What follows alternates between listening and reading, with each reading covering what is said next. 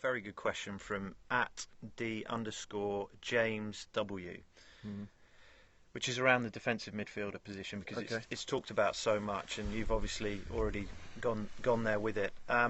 If an elite defensive midfielder is bought, is Coquelin benched, and does that mean Ramsey or Jack get relegated to the right flank?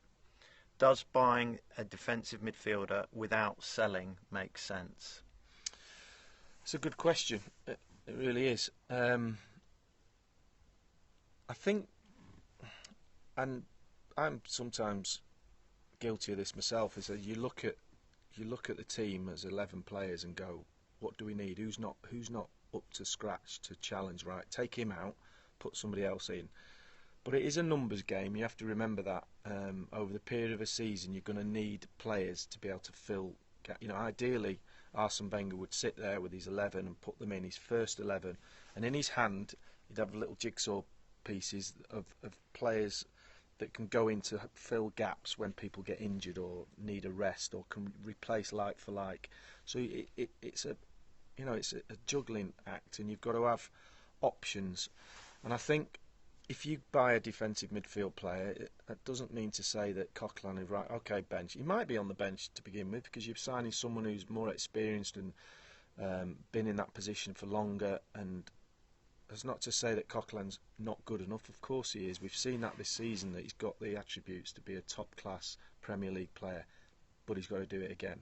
And he's got to do it again. Can he do it next season? We don't know, because he's not done it before.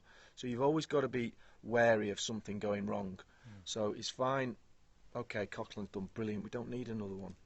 Well, if he breaks his leg on the first game of the season, then what happens then?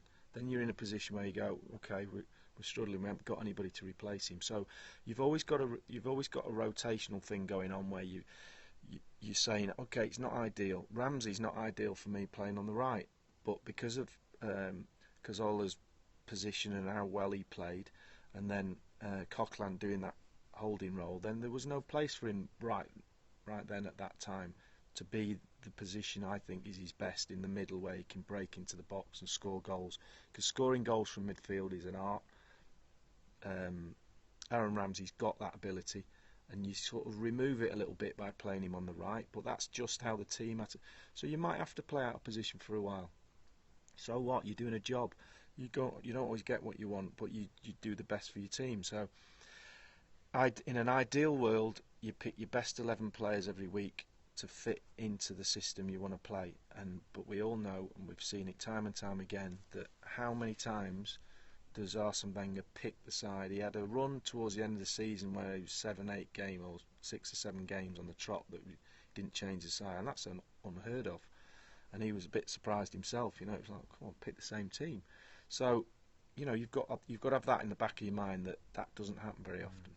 And Jack Wilshere scored 2 sensational goals for England. How does he fit into all of this?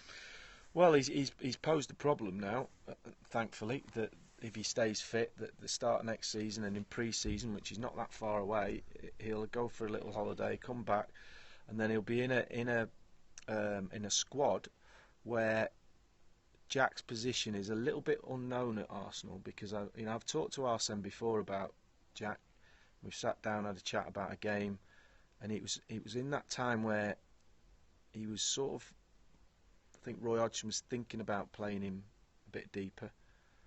I think he'd played there a couple of times for Arsenal, but the advanced position was more where he played, and then he played on the left side and the right in it, and he was trying. I think Arsene was trying to find a place for him, because he's an unusual type of player. He's got lots of attributes. He loves to run with the ball, so you think get him further up the pitch.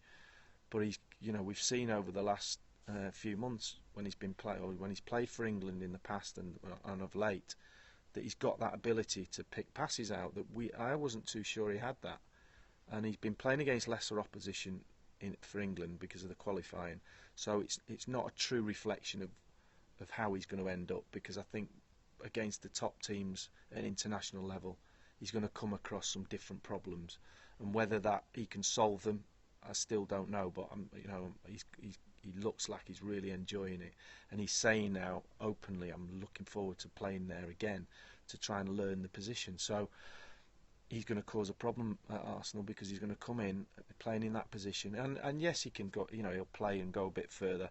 And we saw against Slovenia how he started off in that deep role and he picks the ball up and the back four have got it. But the driving runs that he made, that is him in a slightly higher position, he can do that against Slovenia because the opposition isn't that good.